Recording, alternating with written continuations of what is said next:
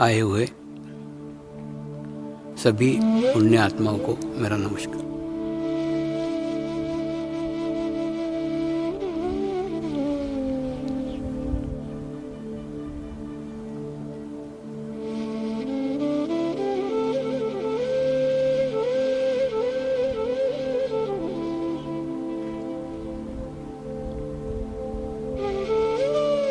आज के कार्यक्रम की शुरुआत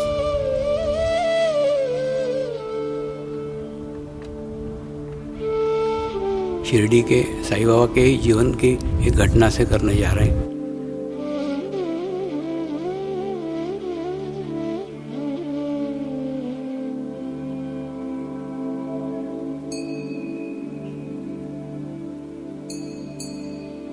उस घटना को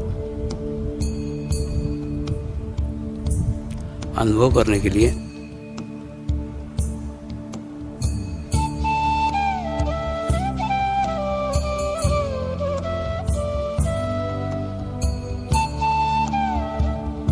हमें उनके जीवन काल में ही जाना होगा।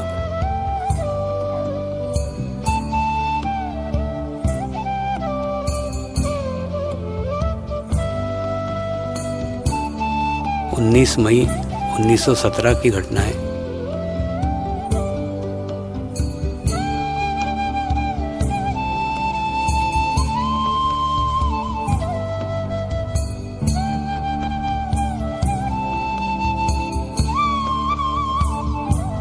भारत देश में स्वतंत्रता का आंदोलन जोर पकड़ रहा था।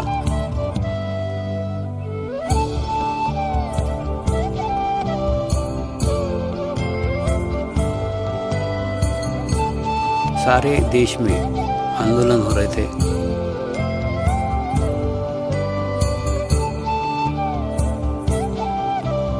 समूचे देश में एक अशांति का वातावरण था।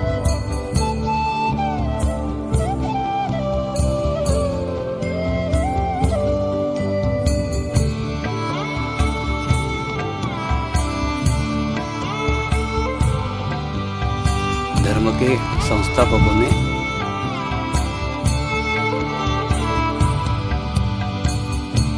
मनुष्य को मनुष्य से जोड़ने के लिए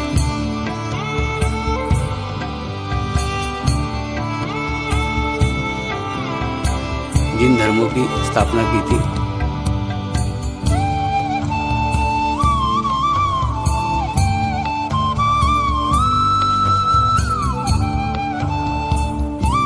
उन्हीं धर्मों का उपयोग मनुष्यता को समाप्त करने के लिए किया जा रहा है।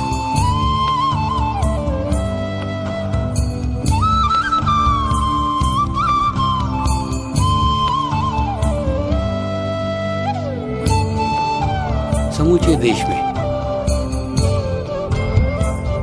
एक कीचड़ भरा वातावरण था, एक अशांति भरा वातावरण था।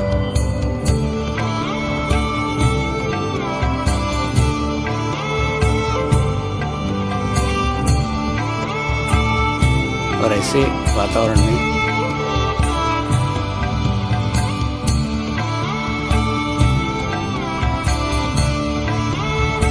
शिरडी में साईनाथ रूपी एक कमल खिला हुआ था। उस कमल का अपना एक आभामंडल था। उस कमल का अपना एक ओरा था। और उस कमल के आभामंडल में जो जो स्थान आते थे, जो जो जगह आती थी,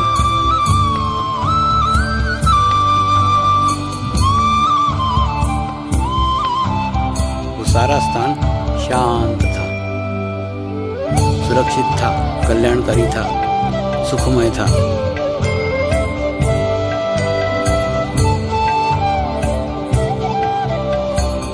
तो देश की प्रत्येक आत्मा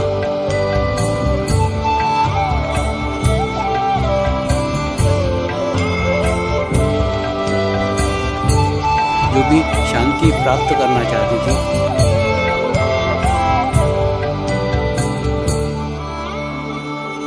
वो दौड़कर शिरडी आ जाती थी।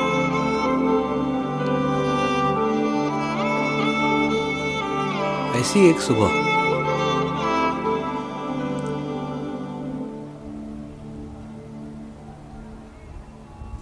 साईं बाबा अपनी द्वारका माई में बैठे हुए थे।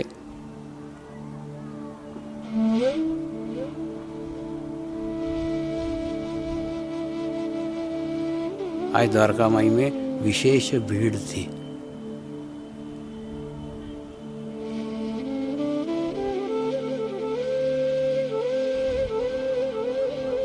द्वारका माई के बाहर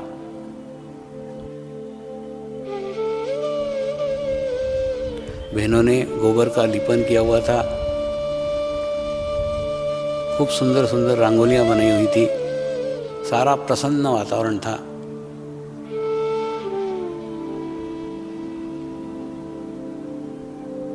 और आज भीड़ इसलिए थी कि लोकमान्य तिलक और दादा साहेब खापर्डे द्वारका माई में आए हुए थे।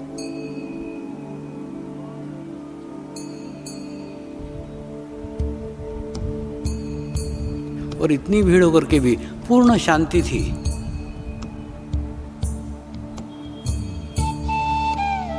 बाहर दो कुत्ते के पिल्ले प्रसन्नता के साथ खूब कूद रहे थे, खूब नाच रहे थे, दौड़ रहे थे।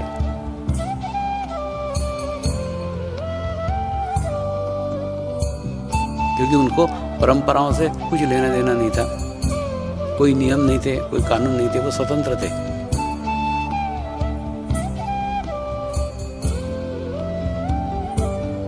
और वो प्रसन्नता से क्यों न झूमे।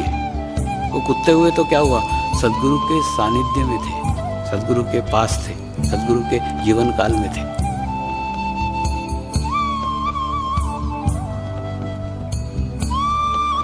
पूरी द्वारका माई में सन्नाटा छाया हुआ था। कौन बात करे, कौन शुरुआत करे।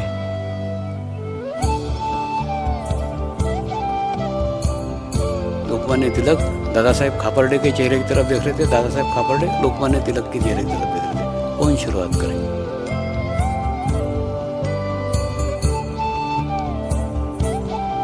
आसपास के किसानों ने अपने खेतों से फल लाकर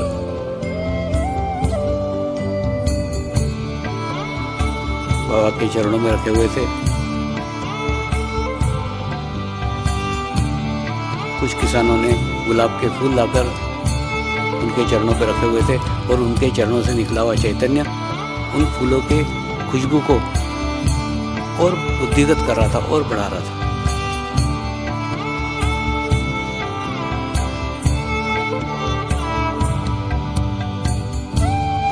एक बड़ी खामोशी सी छाई हुई थी।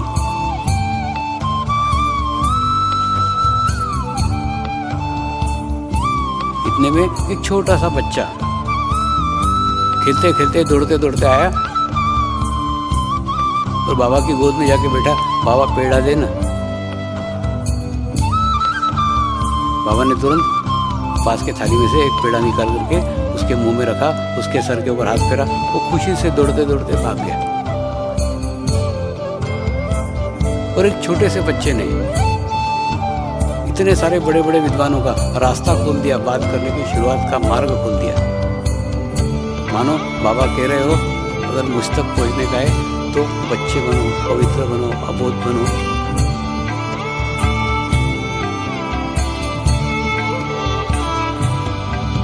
एक बच्चा बनकर ही मेरे तक पहुंचा जा सकता है।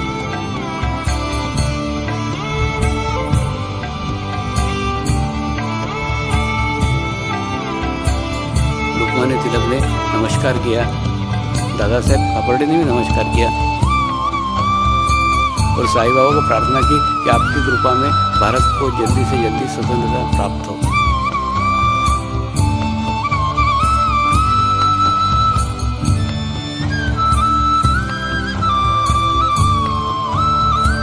बाबा कुछ नहीं बोले, मुस्कुराए और वो बोले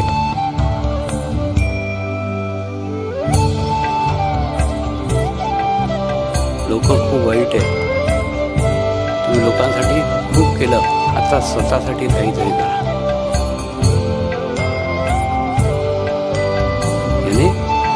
बहुत खराब है, तुमने लोगों के लिए खूब किया है, अब खुद के लिए कुछ करो।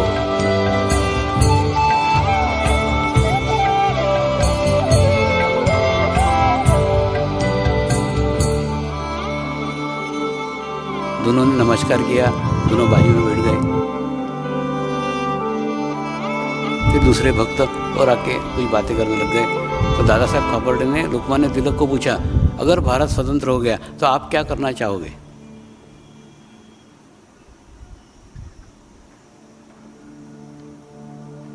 तो उन्होंने उत्तर दिया, मैं शिक्षक का पेशा करना चाहूँगा, मुझे शिक्षक होना बहुत अच्छा लगता है।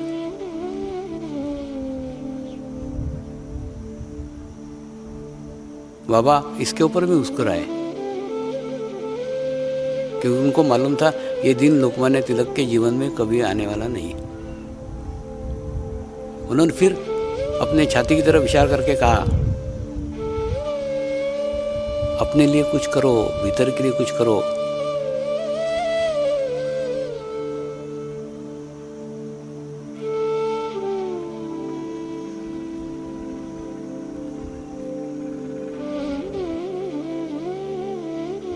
और ये घटना के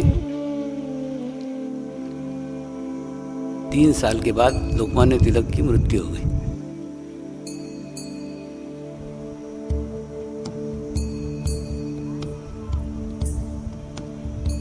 गुरु सदैव एक संकेत देते रहता है, लेकिन उसकी भी एक सीमा है, उससे बाहर जाके नहीं बता सकता। उन्होंने संकेत दिया था कि तुम्हारा समय अब बाकी नहीं रह गया, जो कुछ बचा हुआ समय है, बचा हुआ जीवन है, वो अपने स्वयं के उद्धार के लिए करो। लोगों के लिए बहुत कर लिया।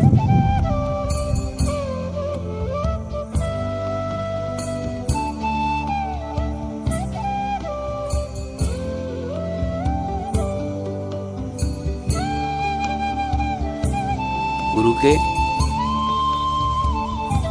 जीवन काल में भी उसके विरोध करने वाले बहुत रहते थे। तो आज हमें आश्चर्य लगता है कि उनका भी विरोध कैसे हो सकता है, लेकिन होता था, क्योंकि गुरु सत्य बोलने के लिए बाध्य थे, सत्य बताते थे। और कई बार सत्य कड़वा होता है, और सत्य के कारण कई लोगों के हित प्रभावित होते हैं, और जिनके हित प्रभावित होते हैं वो उनके विरोध में खड़े हो जाते हैं।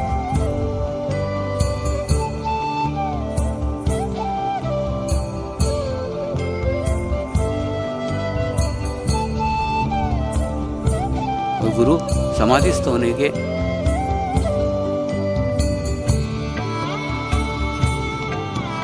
25 साल तक होने के बाद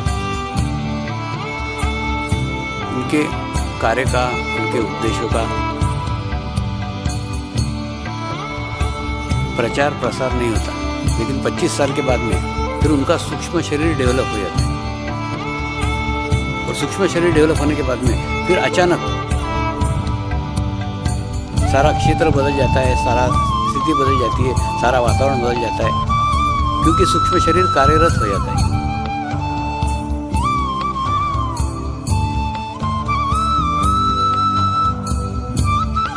और अचानक समाधि स्थल का महत्व लोगों को मालूम पड़ना प्रारंभ हो जाता है।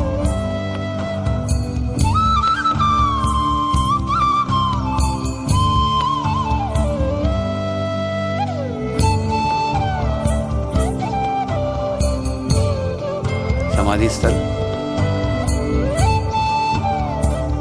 वह स्थान है जिस स्थान से लाखों लोग प्रभावित होते हैं, लाखों लोग ऊर्जा प्राप्त करते हैं, लाखों लोग शक्ति प्राप्त करते हैं, लाखों लोग शांति प्राप्त करते हैं। अगर भौतिक शास्त्र के कोई स्टूडेंट यहाँ बैठे हो तो मेरी बात को समझ सकते हैं। कोई भी चीज नष्ट नहीं होती, रूपांतरित होती है।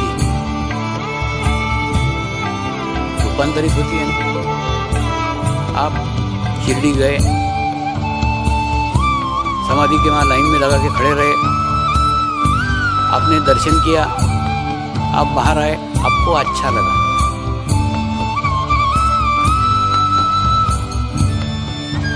देखो, आपको अच्छा लगा मतलब आपके अंदर कुछ तो भी बुरा था, वो चला गया। और आपके अंदर का बुरा गया तो कहाँ गया? समाधि पे गया, मूर्ति पे गया।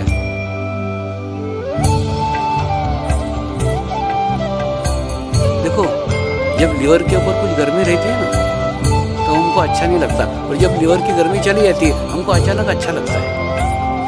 लेकिन भौतिक शास्त्र का नियम है, कोई भी चीज रूपांतरित होती है वो कभी भी नष्ट नहीं होती। तो आपके अंदर की गर्मी वो मूर्ति में चली गई, उस समाधि में चली गई। ऐसे हजारों लाखों लोग अगर दर्शन करेंगे तो लाखों लोगों की निगेटिविटी, लाखों लोगों की नकारात्मक ऊर्जा, लाखों लोगों की गर्मी, लाखों लोगों के दोष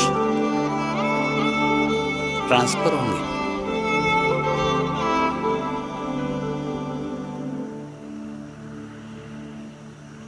तो जितनी अच्छी सुरक्षा, जितना अच्छा मेंटेनेंस, जितनी अच्छी व्यवस्था आप समाधि की करोगे, मूर्ति की करोगे, उतनी ही उसकी ऊर्जा शक्ति ज़्यादा समय तक रहेगी।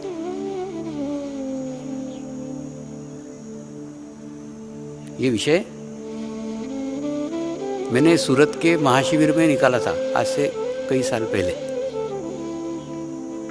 क्योंकि उस समय सोने का सिंहासन बनना चाहिए कि नहीं बनना चाहिए ये विषय चल रहा था। देखिए, भारत में स्त्रियों के गले में मंगलसूत्र रहता है और मंगलसूत्र गले के बराबर हृदय के ऊपर ऐसा ऐसा ऐसा ऐसा हिलते रहता है और हृदय को टच करते रहता है, स्पर्श करते रहता है।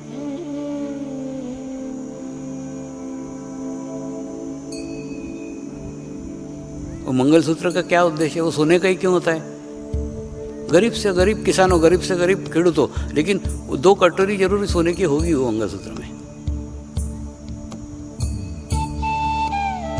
कभी सोचा है क्यों है?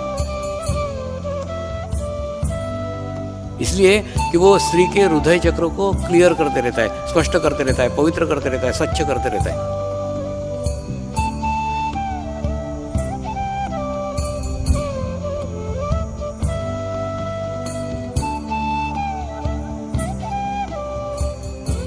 आजकल आधुनिक स्त्रियों के मंगलसूत्र गायब हो गए हैं, इसलिए टेंशन भी बढ़ गए हैं, तनाव भी बढ़ गया है। हृदय चक्र को क्लियर करने वाला कोई नहीं है। तो सोना जो धातु है, इसके अंदर एक विशेषता है, वो शुद्धिकरण करते रहता है, स्वच्छ करते रहता है, पवित्र करते रहता है। तो सोने का सिंहासन आवश्यक था, इसलिए आवश्यक था कि वो मूर्ति का शुद्धिकरण करते रहे, समाधि का शुद्धिकरण करते रहे, वातावरण का शुद्धिकरण करते रहे। इतने हजारों लाखों लोगों की गर्मी, जो दोष वो मूर्ति ग्रहण कर रही है, समाधि ग्रहण कर रही है, उसमें पवित्रता है। इसीलिए सूरत के महाशिविर में 2 लाख साधकों के साथ हमने प्रार्थना की थी कि सिंहासन होना ही चाहिए।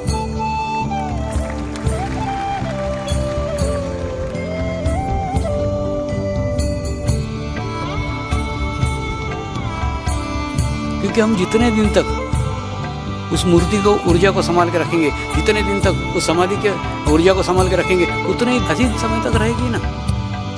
पर आज हमको नहीं, हमने खूब आनंद ले लिया, खूब मजा ले लिया, लेकिन अगली पीढ़ी को, हमारी उसकी अगली पीढ़ी को, तो उसका चैतन्य हमने लेके खत्म नहीं करने का है, उसको हमारे अगली पीढ़ी तक पहुंचाने का है, उसकी अगली पीढ़ी तक पहुंचाने का है। और मैं ये शिरडी की बात कर रहा हूँ, ऐसा नहीं, सब जगह जहाँ जहाँ ये मेंटेनेंस है, जहाँ जहाँ व्यवस्था है। अजमेर में ख्वाजा साहब के वहाँ देखो, इत्र चढ़ता है, गुलाब के फूल चढ़ते हैं। आप अजमेर के आसपास जाओ तो आसपास गुलाब के बगीचे मिलेंगे,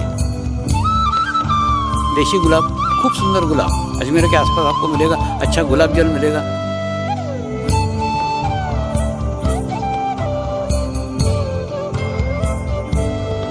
क्या होता है वहाँ पे भी, वो दरगाह पे लोगों की गर्मी वो ग्रहण करते हैं, उसको दूर करने का काम वो सेवाधारियों का होता है।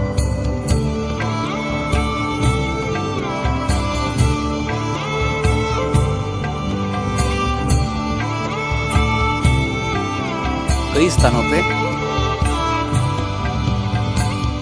आपने देखा होगा कि मूर्ति के एकदम करीब जाके आप छू सकते हो, उसके पैर पड़ सकते हो, उसको हार डाल सकते हो, उसको टीका कर सकते हो।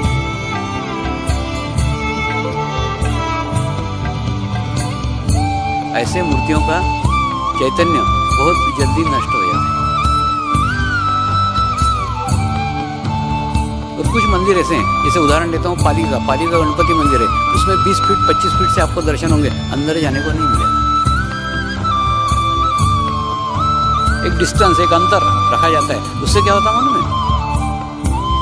आपको लाभ मिलेगा लेकिन मूर्ति को नुकसान नहीं होगा।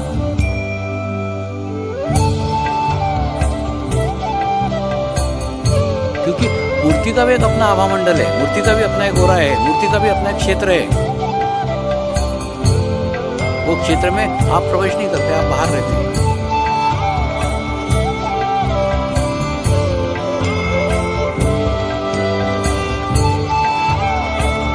ये विज्ञान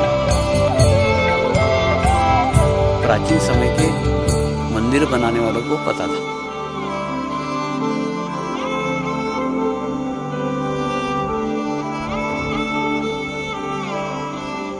इसलिए मूर्तियों का एक डिस्टेंस रखते थे कि ज्यादा करीब, ज्यादा पास कोई आ ही नहीं पाए।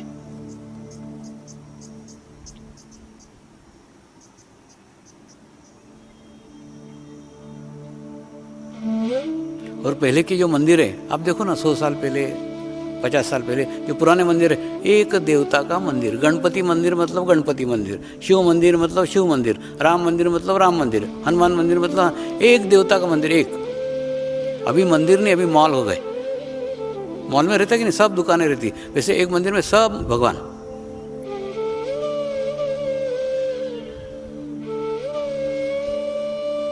क्या अंतर है इन दोनों में? अंतर ये है कि जब एक गणपति मंदिर मतलब हजारों लाखों आत्माएं एक ही गणपति की आराधना करने के लिए एक ही चित्त करके, एकाग्र चित्त होकर के उस मंदिर में जाती है, तो एक सामूहिकता रहती है, कलेक्टिविटी रहती है। और उस मूर्ति के अंदर, उस मंदिर के अंदर चैतन्य रहता है, वाइब्रेशंस रहता है। देखो, वाइब्रेशन सामूहिकता का है, कलेक्टिविटी का है। सामूहिक रूप से क्या सोचते हैं, वो इसी देवता अच्छी और कोई सी देवता बुरी नहीं है, सामूहिकता का महत्व है। अब जैसे पंढरपुर में विठल विठल करते जाते हैं, जाते कि नहीं? पंढरपुर की यात्रा चलती, विठल विठल विठल विठल, और वो इसमें इतने तन्मय हो जाते कि पांडुरंग पांडुरंग पांडुरंग बोलते। पांडुरंग है क्या? वो विठल की मूर्ति पूरी काली है, लेकिन ये इतने प्रेम में दीवाने हो जाते हैं कि उनको वो मूर्ति सफेद लगने लग जाती, पांडुरंग, सफेद रंग का। अब वहां पे भी अगर आप राम राम करते हुए जाओ तो वो आनंद आएगा क्या? अब राम का नाम है, कृष्ण का नाम बुरा है क्या? नहीं, लेकिन वहां विठल है तो वहां विठल है। ये सामूहिकता है, ये कलेक्टिविटी है। कलेक्टिविटी के साथ में अगर आप जुड़ोगे तो आपको कलेक्टिविटी का आनंद आएगा। कलेक्टिविटी में आप अलग नापोगे तो वो सामूहिकता का आनंद नहीं आएगा।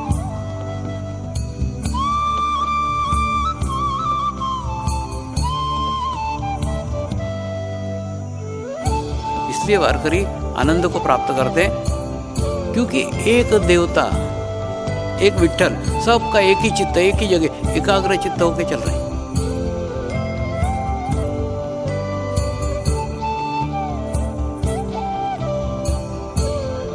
और समाधिस्थ गुरु की समाधि वो स्थान है जिस स्थान से जीवंत गुरु के पास पहुंचा जा सकता है।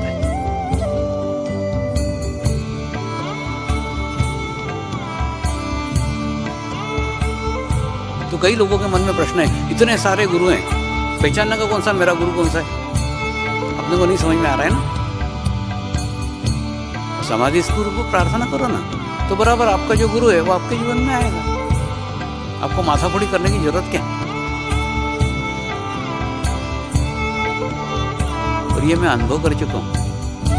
कलकत्ते में रामकृष्ण परमहंस की समाधि पे ध्यान करके, प्रार्थना करके मैंने इच्छा व्यक्त की, मेरे भी जीवन में कोई जीवंत गुरु आना चाहिए, तो मेरे भी जीवन में जीवंत गुरु आए।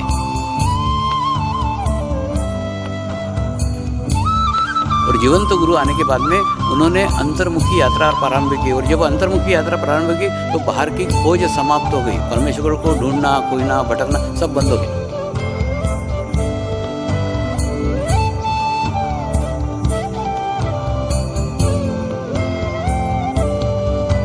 जिस प्रकार से बिना बीज के कोई वृक्ष का निर्माण नहीं हो सकता, ठीक उसी प्रकार से अध्यात्म का बीज के बिना कभी भी आध्यात्मिक प्रगति हो ही नहीं सकती।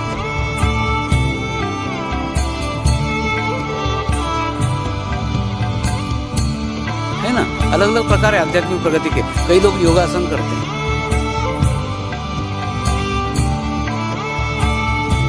योगासन करते आज्ञा चक्र तक पहुँचते हैं, निर्विचार स्थिति तक पहुँचते हैं।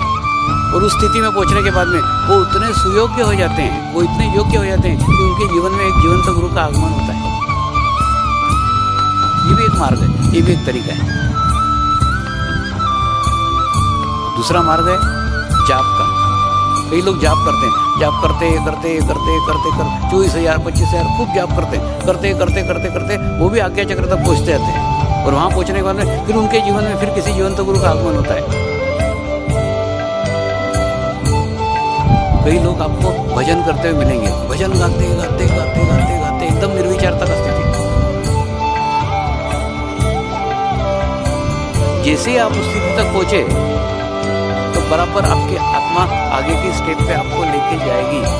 फिर आपके भी जीवन में भजन गाते आप जैसे आज्ञा चक्र तक पहुंचे, आपके जीवन में फिर किसी जीवंत गुरु का आगमन होगा।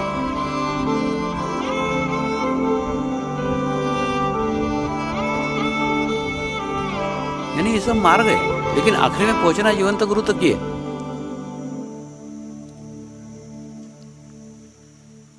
मैं भी मेरे जीवन में जीवंत गुरु तक पहुंचा।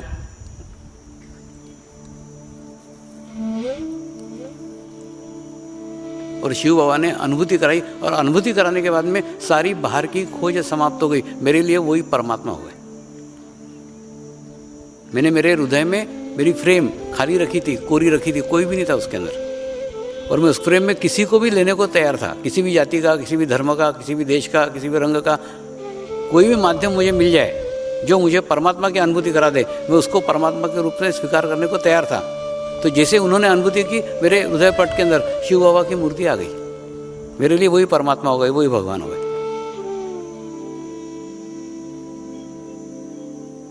और उनकी अनुभूति कराने के बाद जीवन फिर वैसे ही चलता रहा। और उन्होंने कहा, मैंने मेरा जीवन का सर्वस्व तुझे दे दिया है, मैंने मेरे लाइफ का सब तुझे दे दिया है, सारी शक्तियां दे दी। और मेरे को तो कुछ नहीं लगा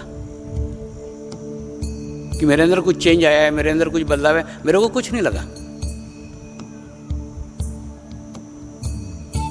कुछ नहीं। मेरा नियमित नौकरी चल रही थी, सब मार्केटिंग चल रहा, सब व्यवस्थित चल रहा था। मेरी शादी हुई, मेरे को लड़का हुआ, सब मैंने जैसे एक नॉर्मल आदमी का रूटीन रहता है ना, वैसा मेरा सब रूटीन चलता रहा। कुछ भी चेंज नहीं लग रहा था, कुछ भी बदलाव नहीं लग रहा था। लेकिन अपने अंदर आया हुआ बदलाव अपने को नहीं पहचानते आता। पहचानने के लिए भी योग्यता चाहिए, वो योग्यता मेरे में नहीं थी। मेरे अंदर क्या डाला गया है, मेरे अंदर क्या भरा गया है, 3 दिन में कहाँ से कहाँ मुझे पहुँचाया गया है, मुझे कुछ पता नहीं था। लेकिन फिर मेरे जीवन के अंदर एक गुरु का आगमन हुआ। जैसे आप देखते हो कि नहीं, पोस्ट ऑफिस से कोई लेटर आता है तो उसके ऊपर जो स्टैंप लगा रहता है, पुणे, बॉम्बे, तो तुरंत आप पहचानते हो ये लेटर पुणे से आया है, ये लेटर बॉम्बे से आया है। ठीक उसी प्रकार से उन्होंने देखते ही पहचान गया कि इसके अंदर किसने भेजा हुआ है, इस पे किसने स्टैंपिंग किया हुआ है, इसके अंदर क्या डाला हुआ है, क्या भरा हुआ है। तो उन्होंने मेरे पत्नी को कहा, इसका संसार बहुत बड़ा है, ये तेरा संसार करने के लिए नहीं आया है, इसे तू मुझे सौंप दे, इसे मैं साथ में हिमालय लेके जाना चाहता हूँ।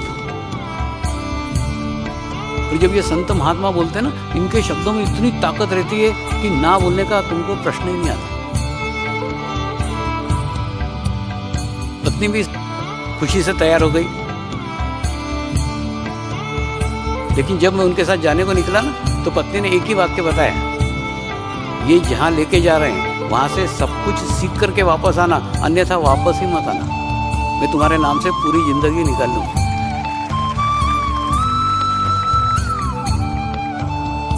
मरता क्या ना करता, यानी वापसी का रास्ता बंद हो गया। तो उनके साथ साथ चल दिया। वो जहाँ जहाँ भी लेके गए वहाँ गया। उनके जीवन काल में उनके पास जो कुछ था वो सब कुछ दिया।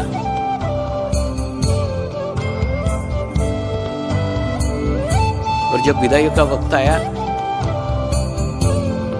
उनके पैर छूने के लिए झुका तो उन्होंने कहा, तेरे नाखून के बराबर भी मेरी औकात नहीं है, तू मेरे पैर क्या छू रहा है। और रोने लग गया कि ये क्यों नहीं पैर छूने देते। उन्होंने उनके पास जो कुछ था वो सब कुछ दिया और आगे के गुरु के पास बढ़ाया, आगे के गुरु के पास भेजा।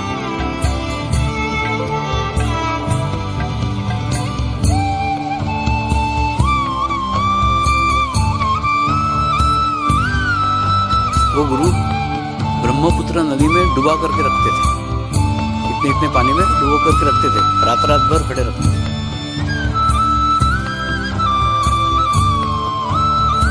उनकी क्या क्रियाएं थी वो उस समय समझ नहीं थी।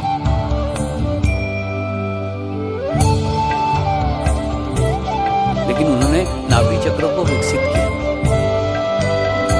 देने के भाव को विकसित किया, देने की स्थिति को विकसित किया।